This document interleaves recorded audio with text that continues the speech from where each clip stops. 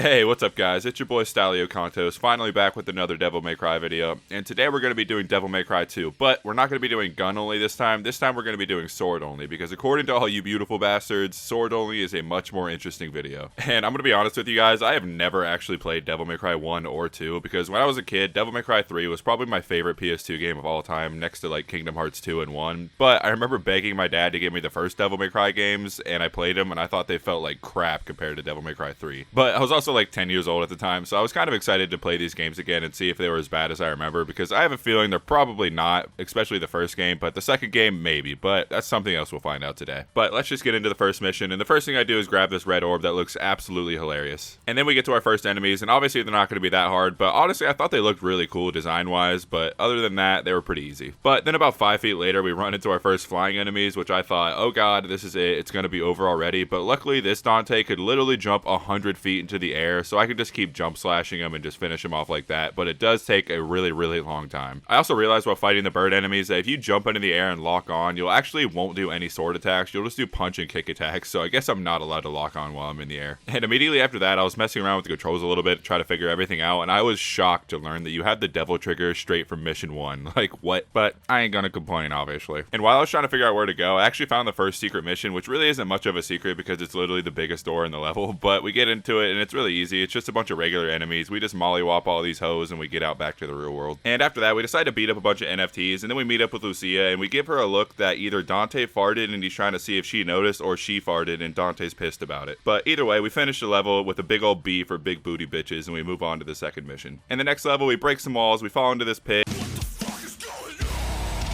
And then we get introduced to another flying enemy, and they're way harder to hit than the other birds because they are super tiny, and I would probably eat Squidward's ass right now if I could use my guns against them because it takes forever. And then one of them decided to get stuck in this wall here, and I couldn't shoot him and my sword couldn't reach him, and it really made me want to go take a nap in the middle of the highway. Then we take on this Capra Demon looking mother trucker, and he's actually pretty easy. He looks a lot more threatening than he actually is, but with that being said, we finish the second mission with a big old C for cunt.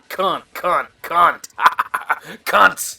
Then we start the third mission where we finally get introduced to our first boss fight, which is the Grandmaster NFT himself. And yeah, this fight would have been a lot easier if I could use my guns because he just loves jumping up to the ceiling out of range. But luckily most of the time he is on the ground, so it's not too bad, but I was really bad at dodging his attacks because I would get really greedy and try to do a full combo before I rolled away, which almost never worked. So I just decided to do the old just stand in front of him while you get your ass beat and you beat his ass until one of you dies technique. And yeah, it worked out. Next mission. And then the next mission we get to our second boss, and if this game was 10% more anime, I'd be a little bit nervous right now because of the tentacles, but this boss really wasn't that hard. At first, for some reason, I thought you would have to destroy his tentacles and that would just like slowly whittle down his health, but it took me forever to realize that was not working at all. And then I had a big boy brain blast moment and decided, oh, I should probably hit the actual boss in the middle of the tentacles instead. And yeah, that's what you're supposed to do. And once I figured that out, he went down pretty fast. And after that, we get the single best Devil May Cry enemy ever created across all 6 games. The Infested Tanks. I mean, just look at this, boys. Look at it. Look how complex the AI is. Look how hard I'm trying to murder this tank. Virgil who? Sanctus who? Arkham who? Nah, we about that infested tank around here, boys.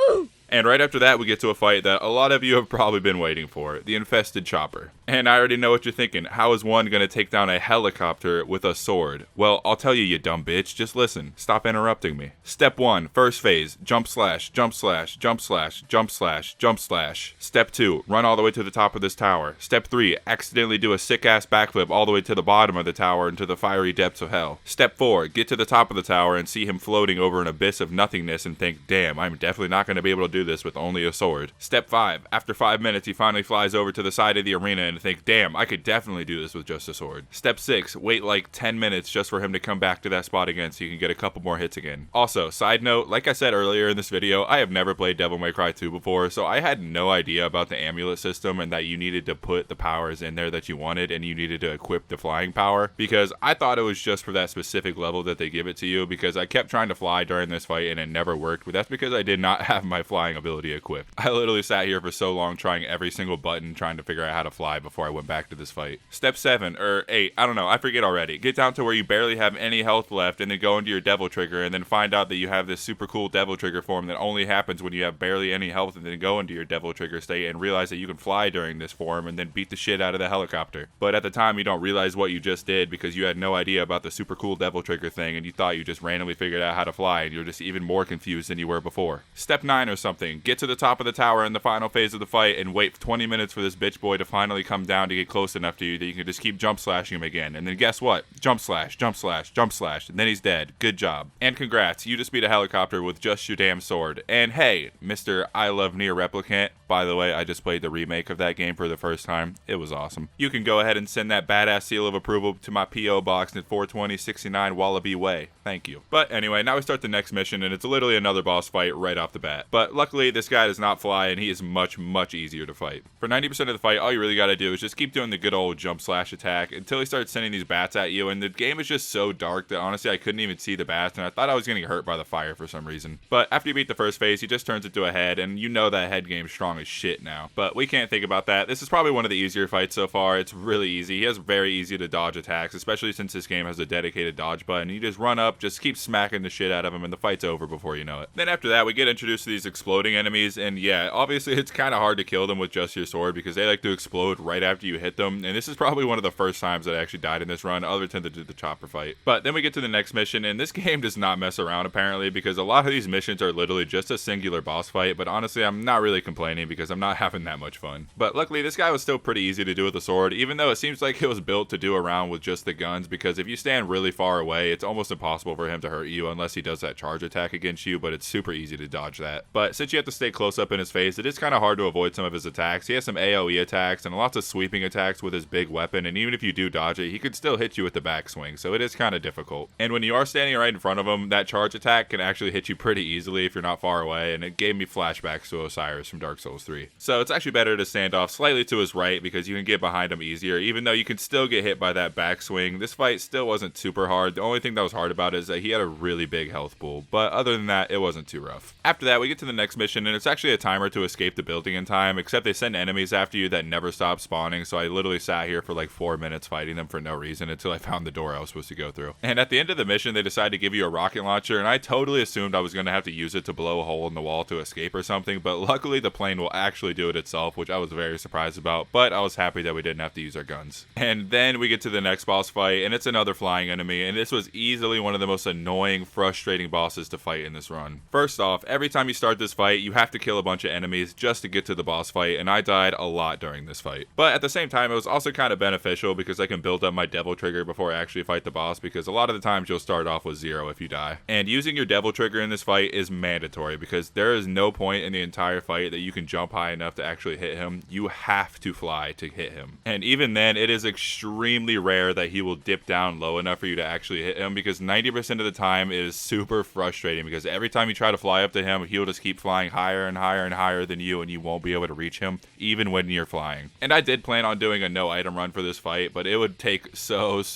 long if I didn't have the devil trigger items to build it back up. But it is possible to do it without items because there are infinitely respawning worms that you could keep attacking to build up your devil trigger. But if I did that, it would literally take an hour to do this fight. And speaking of those worm enemies, I fucking hate them. They love to just swallow you up and take a ton of your health. And I didn't realize that you can just mash buttons to make it so you get released faster, but if you don't, it will take half of your health with no mercy. But yeah, most of this fight is just running around waiting for him to dip lower and dropping some larvas, and you can jump up, fly there, and get a hit in or two, but it still takes an extremely long time. You're definitely going to want to stock up on devil trigger items. But after a long time, this fight single-handedly almost doubled my playtime so far. I was finally able to beat this stupid, ugly fucking moth. And I don't know if the infested chopper or the moth was more annoying to fight, but they both made me want to give a good old smooch to an oncoming train. But boom, after that boss, we're over halfway through the game, still without firing a single bullet, and next we get to a platforming section. Yay, I definitely do not want to blow my brains out right now. And as if the game was apologizing for those last two bosses, we get up against a very easy boss fight against just a regular guy on his feet, not flying away the entire time, and it's super easy, really nothing even to say about it. You just run up to him, just keep smashing that sword button, and he'll go down pretty quick. Bro, why does Dante have a staring problem in this game? He's being creepy. Then we get to the next boss fight, and this guy's actually even easier than the last guy. All you gotta do is just keep running up to him, hit him a couple times, roll to his side, and he will almost never touch you. Especially if you go into your devil trigger state, because that is pretty overpowered in this game, honestly, and he can't even stagger you during it, so that makes this fight a piece of cake. And immediately after that, we do another boss fight with this dapper gentleman right here, and it's just as easy as the last couple boss fights. All he does is summon a bunch of enemies enemies around him, but it's super easy to ignore them and just run to him and just keep wailing on him, and the fight's over before it even started. It literally took me 1 minute and 15 seconds to beat that fight. And then we get to mission 14, and I hate mission 14. Literally my least favorite mission in the entire game. You have to find these 4 orbs, and it's super hard because the whole mission's kind of blurry and dark, and you have no idea where they are, and they put 2 of them up in the air where they're kind of hard to see, and it's just terrible all around. But it does lead us to one of my more favorite boss fights in the game, just because the enemy was actually somewhat challenging, and I actually had to try to figure out a strategy to take him down. It's not a super complex fight or anything, but you do have to stand in front of him to damage him because the rest of his body is armored. So that does make the fight a little bit harder because you are forced to avoid his attacks, and you can't kind of stand in like an invincible spot where he can't really hit you like a lot of the other bosses. But there's still not much to say about him. All you do is just keep swinging on him, dodge all of his attacks, and it's over. And once again, Devil Trigger is super overpowered because he cannot stagger you when you're in your Devil Trigger, and you can just stand right in front of him and just keep wailing on him until he's dead. Then we go through the next mission, which is just standing in the same spot, taking out a bunch of regular enemies. Nothing to it, but after that, the game stops being so forgiving, and we do get to another flying enemy that's kind of hard to reach. And at first, I thought they were just going to stand in the back of the arena really far away, and you were going to be forced to have to shoot them. But eventually, they do get really close to you, and you can hit them with your sword. But you don't know which one you can actually do damage to them because you can only do damage to 1 out of the 3 of them at a time. And that kind of sucks because the best way to do damage to them is to go into your Devil Trigger state, but it's really easy to waste it because once they get close to you, you just want to get into it and start flying and attacking. But a lot of the times, you won't do any damage. And when they do switch who you can actually damage, they go back and do this ultimate attack where they all fuse together, and I was literally never able to avoid this a single time, and I have no idea why. But eventually, when you do catch the right head and you're in your Devil Trigger state, their health actually drains super fast, so that makes this boss fight not that hard, honestly. But the real question is, which one of them gives the best head?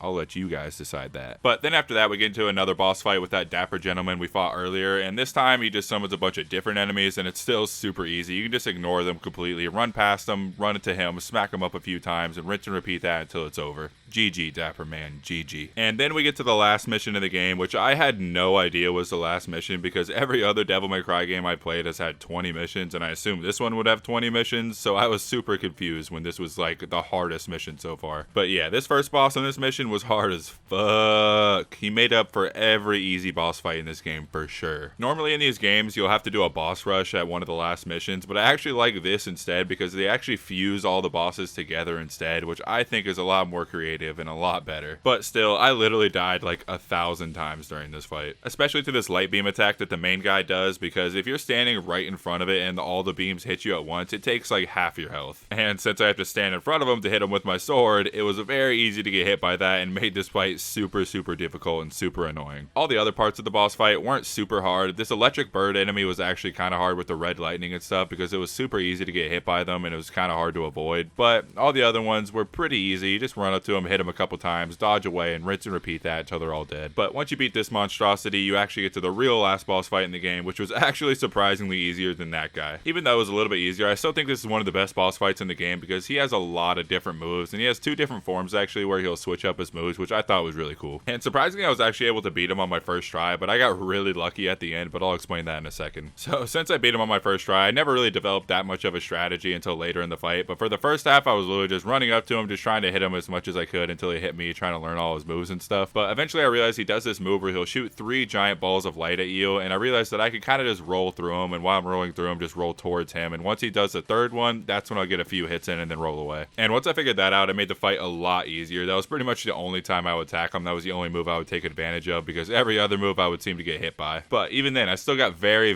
lucky at the end because if you remember earlier in the video, I said you get this super cool super Devil Trigger thing. At this point, I still didn't even know what happened during that fight. I thought I just accidentally learned how to fly, so I didn't know I went into a super cool Devil Trigger state. But the same thing happened at the end of this fight, and I definitely did notice because I was pretty much dead and I go into my Devil Trigger state and it goes to a full bar instead of just having a little bit like I thought I would. So at that point, I definitely knew something was up and I googled it, and that's when I found out that you can go into Devil Trigger with barely any health left and you'll do this super Devil Trigger state, which is pretty cool. But like I said, if I wouldn't have done that, I would have lost this fight for sure the first time, but not that I wouldn't have probably beat it the 2nd or 3rd try because it really wasn't too difficult difficult, but I still thought it was super cool that I was able to pull that off for the very last boss fight in the very last second. So, with that being said, can you beat Devil May Cry 2 only using your sword? Yes, you absolutely can. I never had to fire a single bullet during the entire run, including environmental things or puzzles or anything like that. You never have to fire a single bullet. You can use your sword for absolutely everything in this entire run, which is actually kind of rare for me to do one of these Devil May Cry challenges and it work out at the end, because most of the time it's a fail, but since it's a sword only, probably why it actually worked out. But yeah, that was pretty fun, honestly. But yeah, thank you guys so much for watching. I really appreciate it, especially if you made it this far, and don't forget to violate that subscribe button, especially if you want to see me do the Devil May Cry 2 gun only run, which is probably going to be my next video because I gotta finish the series. But other than that, peace out guys, have a good rest of your day.